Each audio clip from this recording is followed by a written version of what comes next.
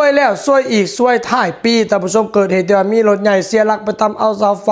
แล้วถลายเจิดไปตำเอารถเมล์เหตุการณ์นี้มันเกิดในช่วงวันที่27ธันวาคม2562เมื่อวานที่ผ่านมาเนาะเวลาประมาณ11:03 นอยู่แถวบริเวณบ้านดงนาคำเมืองศรีโคตะบองนครหลวงจันทร์เกิดเหตุที่ว่ามีรถใหญ่เนาะเสียหลักไปตำเอาเสาไฟแล้วสุดท้ายไปเจิดตำเอารถเมล์เหตุให้ทางรถใหญ่นี่แม่นเสียหายอย่างหนักทั้งด้านหน้ารถใหญ่ก็ถือว่า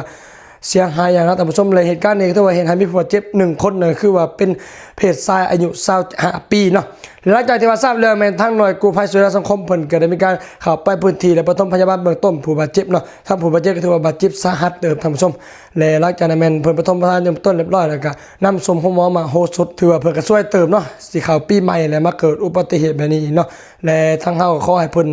ปลอดภัยเนาะแล้วก็หายดีไวๆแล้วก็ทั้งเฮาก็อยากให้ทั้งท่านผู้ชมและเป็นแฟนข่าวของข่าวด่วนสุดเฟื่อเฮาก็ให้ขี่รถอย่างมีสติระมัดระวังเนาะขอให้ทุกคนโชคดี